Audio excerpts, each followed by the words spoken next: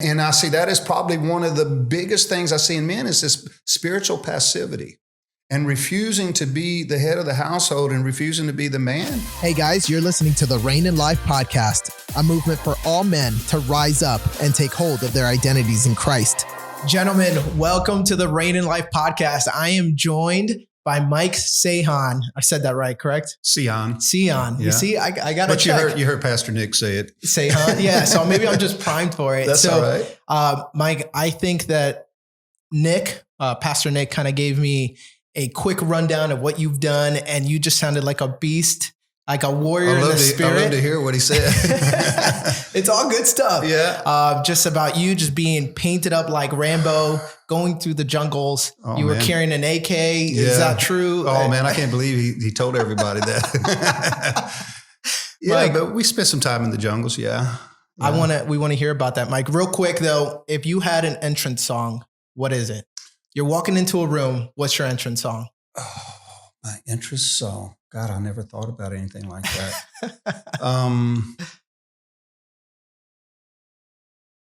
Take my life and let it be. Take my life and let it be. Okay. Unto thee. Nice. Yeah, it's I like an old that. hymn. I like that. Hymn. All right. Well, I feel I'm old school, man. I feel a little bad minds like Here I Am, Rock You Like a Hurricane. Yeah. Okay. So, Mike, you were just telling me before you were 20 years old when you felt like the Lord was speaking to you about going to the nations. Early 20s. Not too long after I got saved. Okay. I just in one of those times in prayer, when you're just kind of waiting before the Lord, you've done all the talking and now you're waiting for him to talk back. And it was just one of those times when I felt like the Lord spoke to me and said, I have called you to the nations. And so that was something that stuck with me, and I realized it was God, but it was a very, very real thing. I guarded it in my heart. I kept it there. Yeah. Prayed over it. I think my first instinct, like we talked about, was to probably need to do something with this, run with it. Right. So you packed up your family and you left, right? No. It was, thank God I got a wife. At the time, I've got little kids, and my wife was always the one that tempered my ambition. Good. Yeah. It's always good to just run with things. But in the beginning, I think I held it for a long time before I even said anything to her, because I knew I hadn't been saved very long, and I hadn't enough sense with talking to pastors, other pastors, that generally when God speaks something to you like that, you need to bathe it in prayer. You need to spend time with God. You need to watch it kind of grow and come to fruition. So when I finally did go to my pastor about it, I think we were talking about this. I had already spent several years now at this time where I was teaching in the church. We were doing work with the Salvation Army. We was doing radio ministry. We had been doing youth ministry, children's ministry, outreaches, evangelism. Right. I had helped start a prison ministry that we were involved in. So doing services on Saturday nights for inmates and that sort of thing. Wow. So the Lord brought us through a path that I think actually was all part of the equipping, because it gave us the opportunity to put our hands in a little bit of everything. Right. Because when you're going to go to a foreign field, basically what you're doing is you're going down there starting from zero. Absolutely. And so you need to know a little bit about children's ministry. You need to know a little bit about youth ministry. You need to know a little bit about worship. You need to know a little bit about preaching and teaching and evangelism and counseling and all these things. So I think it was all just a process, that God used to equip us for that. Right. Mike, that reminds me of two things. In Proverbs 30, it says that under 3 things, a kingdom will fall. Under 4, it will crumble. And it says when a slave becomes a king. And that right there rocks me, because I'm thinking, okay, I know my background. I came from the slums of Dominican Republic. Mm-hmm. And I know exactly what that looks like. Mm-hmm. When somebody with a slave mindset gets a hand on king's money. Yeah. Okay. So my first time of making a steady paycheck in the Marine Corps, I'm like, I'm no longer, this isn't Kansas anymore. I am now, I'm a full grown man. I'm going to get myself in $12,000 worth of debt, because that's what the slave mindset says. So just applying that in the spirit, when a slave, a man who's not really in full connection and relationship with God becomes a king, a kingdom crumbles. And I hear that a lot in what you're saying, because again, it points to Moses. Moses was, he was spoken. The Lord spoke to him about what he was going to do, right? But he didn't go ahead and do that the next day, the next week, or the next month. There was this waiting period of 40 years. That's right. Right. And so we kind of just read it in the Bible as something that just happens in the next chapter. Right. But the in-between, in the wait, we don't really get to see it. You can only kind of picture it or try to. Yeah. And I think that's where the refining process is, where it's not only God gives you the ability, people have innate abilities. Some people are musically inclined, whatever, and I think when God calls you to preach or teach, it's something he's already put within you. But just like learning to play an instrument, you still have to refine those. Right. You can't, especially with the background that, with the drugs and the alcohol and everything that I was in, we had our own language for sure. Yeah. And so I think that season in the wilderness, if you will, a lot of times people may see that waiting period of time, especially a man, that is a waste of time. Right. But that is probably the most important time that you can spend with God, because out of the preparation will come the fruit that God wants you to bear. And if you haven't done the correct preparation, I think you hinder the fruit on the back end. And so being willing to wait on God and being willing to let God put you through the fire and deliver you from those bad habits, like, hey, I got money now, let me go see if I can get in trouble with this, exactly. And that sort of thing. So it's in that because God doesn't want us just to teach and preach, but he wants us to model. Yes.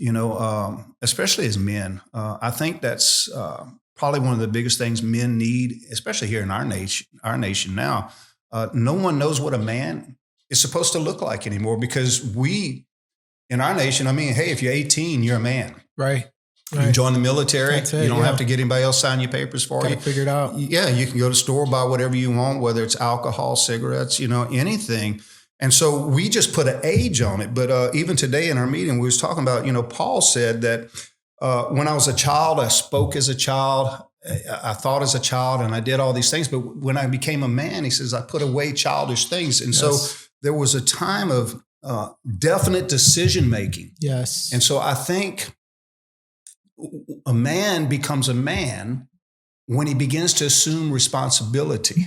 That's it. And it's that moment in time where he says, you know what? I used to do things this way, but I don't do that anymore. Right. There was a moment in time where I made a decision that I refused to do that anymore. Yes. And that's where you begin to assume responsibility for the consequences that you live in now. And so I think that's one of the things that's missing in the American culture, especially in masculinity. And I don't know, so many people trying to feminize it now. Right. Yeah. Yeah. And thank you for going there. And honestly, if nobody else gets anything from this, I feel like this is directed towards me, just because, I felt like I had to go figure it out on my own, go figure out what being a man was. Right. I didn't have a present stepfather in the picture. My father was definitely not in the picture. If anything, the story that I was retelling myself was that I needed to do what society was telling me was manly, right? I'm going to go and find it in women. I'm going to find it in sports or activities. I'm going to find this, find that. But all I found was a more broken version of myself, really, at the end of it all.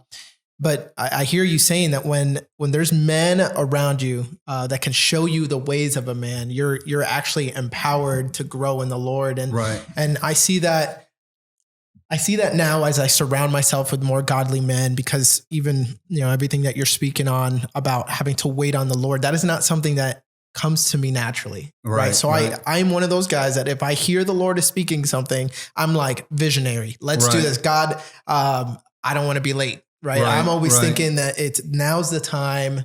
Today's the day. If I don't do it today, I'm going to miss my opportunity. Right. And maybe that's the lie that I believe in. And I believe many guys get trapped in that. What would you say to that? Because you hear the what, and we want to be obedient to God. But even with the what, you need to know the when, the how. Wow. The where. Right. Because like us going to South America, we were talking about this. You can't just Okay, we're going to South America. I mean, how are you going to pay bills? Because Right. no matter where you live in the world, you got to pay rent Yes. unless you're going to buy a place. You've got to buy groceries, even if you go out there and kill it yourself and bring it home, you know. Right. But all these things. And so, you know, how are you going to finance that thing? So God always has a plan. And I think when he gives us the first word is the what, this is what I want you to do, Okay. is to provoke us to seek him.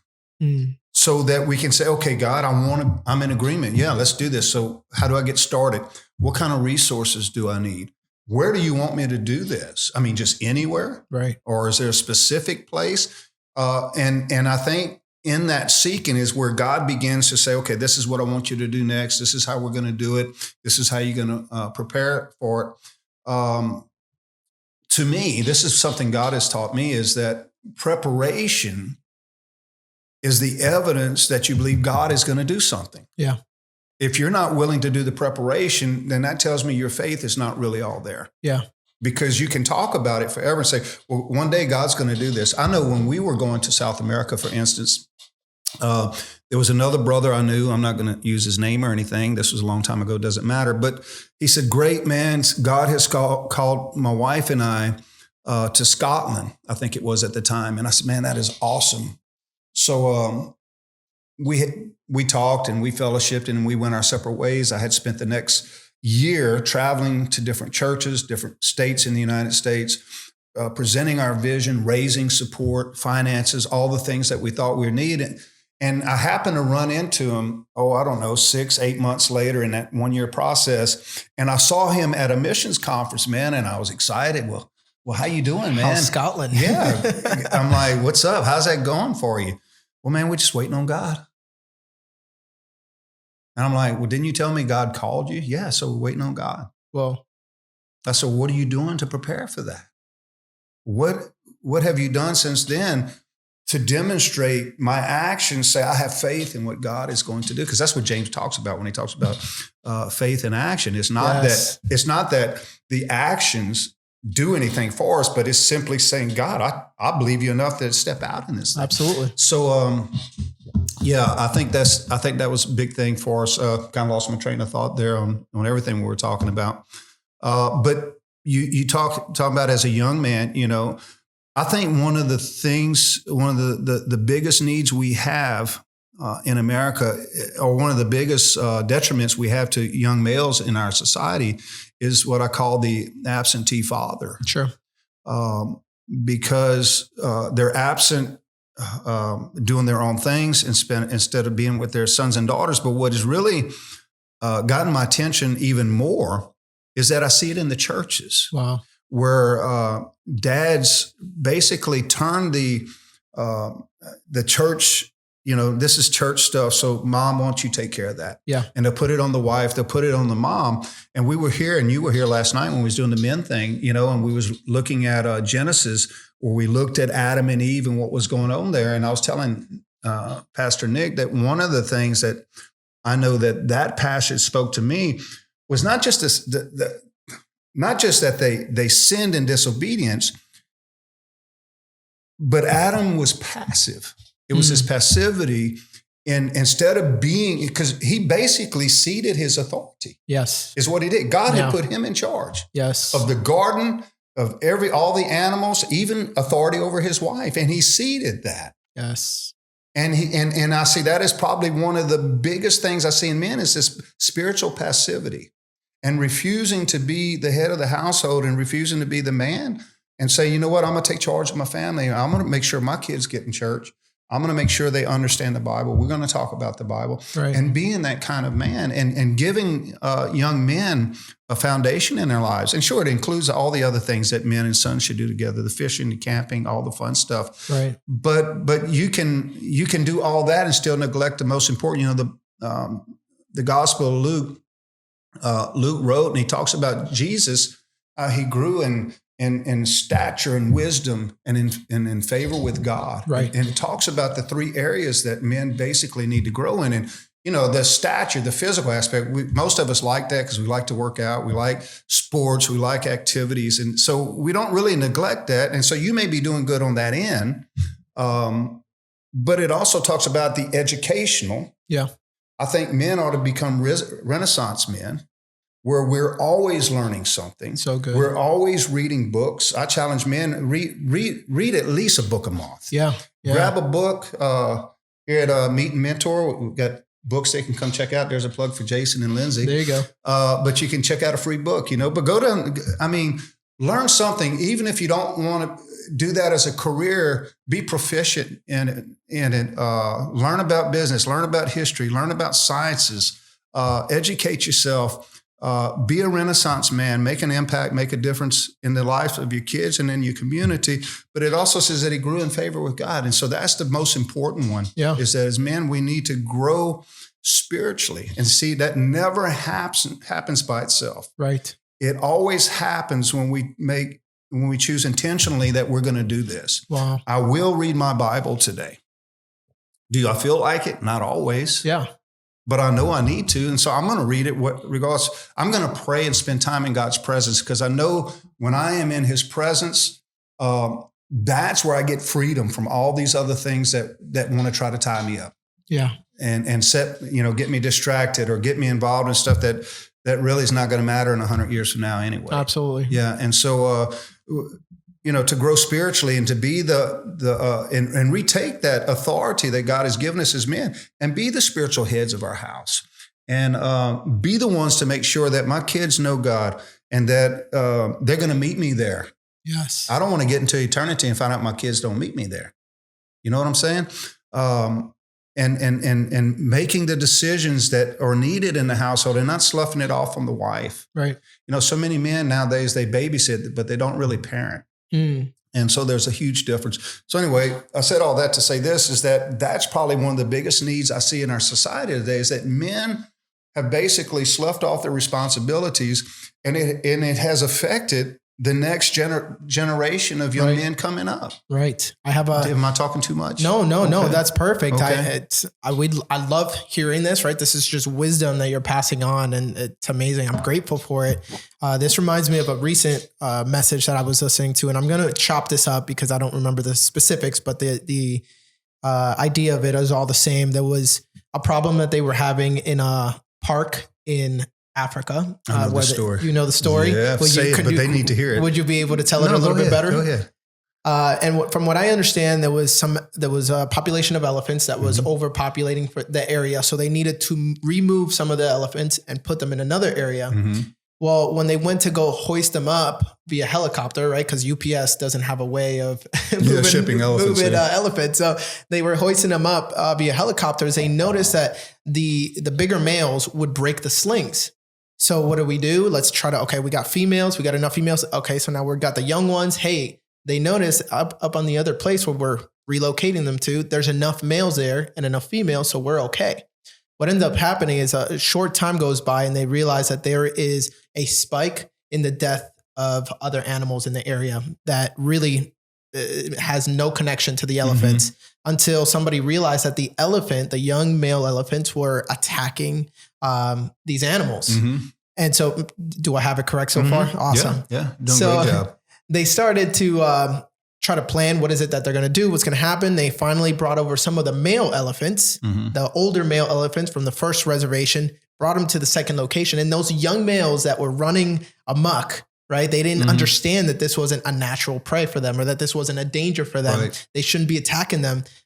Within a short time, that all stopped. That's right. It all got re-leveled again. It's because of the presence of an older male in the clan. And you need, as men, we need models. Paul wrote to young Timothy and others, he said, follow me as I follow Christ. Imitate me as I imitate God. And so we need role models. And that is something that is serious lacking in our nation. Again, I challenge the other men in the churches that is probably one of your primary roles, is to help young men to come up. They need fathers in the faith. Right. There's not many fathers in the faith. Right. Like Paul wrote, he says, you got many teachers among you, but not many fathers. Wow. And so, teaching is just passing on information. I can pass information on to you and go on about my merry way, and I've done my job.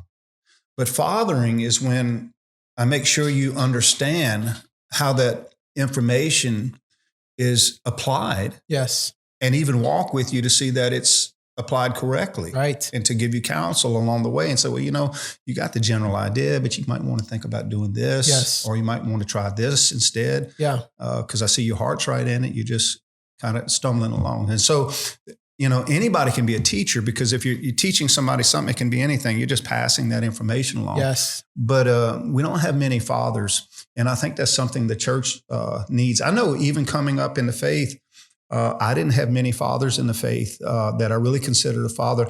And when I was in Peru, South America, even with the pastors that we worked with, many of them would come to me and say, we need a father in the faith. We need somebody that can walk with us and help us to understand these things, because we don't have that. Yes. And so as men, we need that. I need it. You need it. All men need that, regardless how old we are or how young we are. We need others to speak into our lives and then to model it and show us the correct way to do this. Because what will happen if we don't, we have a tendency to get destructive. That's it. And that's what was Just happening like with those these young elephants. These young elephants. As men, we'll do the same thing. It may not be literally tearing up buildings or houses, but we destroy families. Absolutely. We destroy relationships because we don't know how to do it right. Careers. Yeah. Everything that winds up in our hands, we break it. Right. Mike, I love the conversation. Before we move on to the next episode, I want to hear a bunch of the stories of you rolling through the jungles of Peru. But real quick, I'm going to hit you with the fire round. All right, here's a couple questions. You got to answer them as fast as you can and as honest as you can. All right, here we go. The worst job you've ever had? I worked at a waterbed company. Waterbed company. I worked in the warehouse. Totally irrelevant now, at least I think. Do you think people still use them? No. Yeah. Okay. Moving on. Let me know if you sleep in a waterbed. Yeah. Favorite non-Christian book? Favorite non-Christian book? John Maxwell's 21 Laws of Leadership. Nice. I love John Maxwell. Least favorite food? Anchovies. Wow. Nobody's supposed to eat those, bro. Really? And you definitely don't put fish on a pizza. Oh, come on. Most impactful teacher or pastor, in your opinion?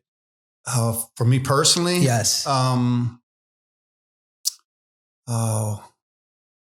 Piper. John Piper. Very good. What's your love language?